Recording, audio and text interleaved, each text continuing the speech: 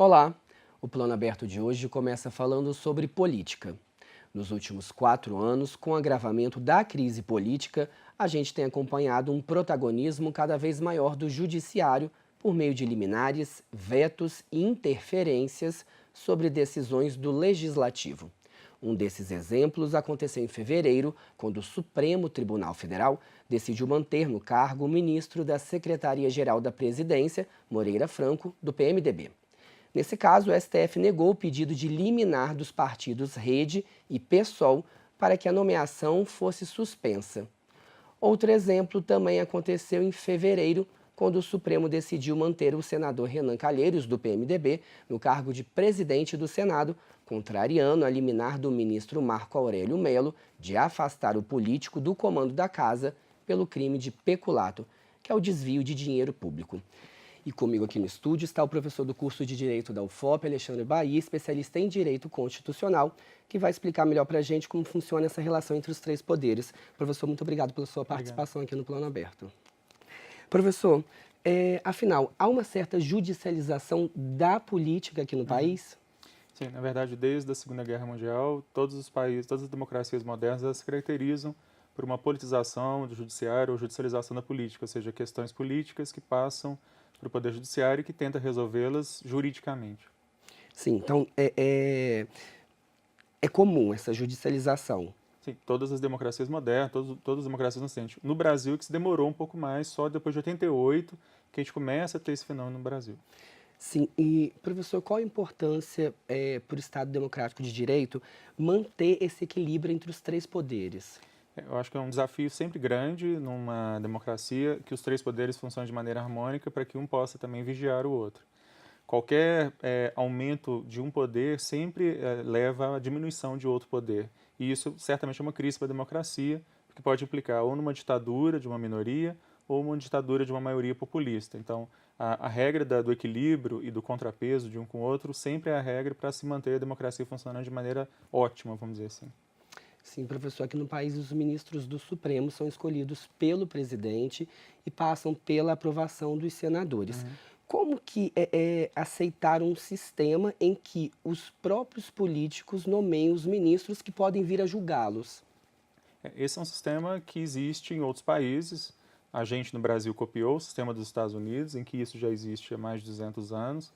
Teoricamente, é um sistema em que, ao lado dessa indicação política, nós damos a esses ministros, assim como todos os juízes, uma série de garantias, de que eles não dependem dos políticos que os colocaram ali para poder se manter nos cargos. Quer dizer, uma vez nomeado ministro, ele é um juiz e tem todas as garantias para que ele possa ser julgado de maneira imparcial. Então ele não depende da boa vontade, seja dos políticos, seja da opinião pública, para poder julgar. Então essa é mais ou menos a aposta que a gente faz e que tem servido de referência aí para outros países. Nos Estados Unidos tem bons exemplos de ministros da Suprema Corte que julgaram contra aqueles interesses dos que os colocaram no poder, assim como no Brasil também. Então isso, em princípio, não é um problema. Sim, mas em outras instâncias da justiça aqui no país mesmo, a escolha é diferente, né? Não é simplesmente por uma nomeação, né? Você tem alguns casos, como por exemplo o Procurador-Geral da República, que é uma escolha necessariamente entre procuradores da República. Você tem o chamado Quinto Constitucional de advogados e membros do Ministério Público, em que são ofertadas listas, essas listas vão para o presidente ou para o governador. Então você tem outros sistemas que vinculam um pouco mais o chefe do executivo e não dão essa liberdade tão grande, como por exemplo no caso do ministro do STF. Sim, mas professor, no caso, essa influência política na escolha de ministros do Supremo, ela é comum, né? Ela é comum aqui no nosso sistema, é comum em outros sistemas, sistemas diferentes, Sim. em outras democracias pelo mundo. Mas a questão é a seguinte: como regular essa influência? Pois não me parece problemático o fato de que políticos indicam o ministro supremo, porque é inclusive uma forma do poder, dos poderes que são eleitos, de alguma maneira controlar um poder não eleito. A gente tem que lembrar sempre que o judiciário é um poder não eleito. A única maneira ou a principal maneira de controle é essa. Então, de alguma maneira, é a vontade democrática, representada pelos nossos eleitos, enfim, escolhendo os membros do judiciário, que é um poder não eleito. Então, isso é importante para a democracia. De outro lado, é aquela questão das garantias que eu disse, quer dizer, um juiz ele não vai ter o salário dele reduzido, ele não vai ser transferido de um lugar para o outro, e ele não vai perder o cargo porque julga contrariamente o interesse de um prefeito, de um governador, ou mesmo do presidente, de um senador, enfim. Essas garantias dão, ou pelo menos devem dar ao judiciário a autonomia que ele precisa para poder julgar, inclusive, contra os interesses do Senado, da Câmara ou do presidente, por exemplo. Professor, como entender esses critérios utilizados pelo Supremo nas suas decisões?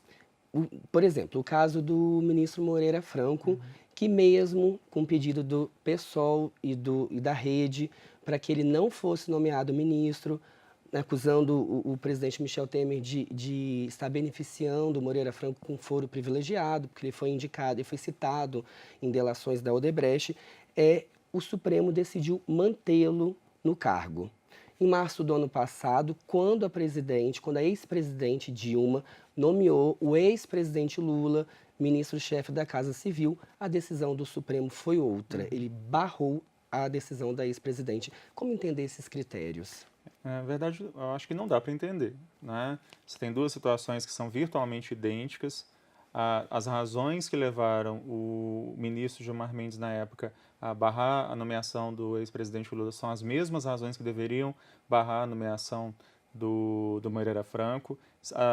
Em ambos os casos, você tinha pessoas acusadas, delatadas, enfim. Em ambos os casos, nenhum dos dois foi condenado, nenhum dos dois responde efetivamente a processo ainda, ou ainda que respondesse, a questão é exatamente a mesma. A alegação de foro privilegiado para ambos poderia ser levantada. Então, não dá para entender como é que o mesmo tribunal, em menos de um ano, toma duas decisões totalmente diferentes.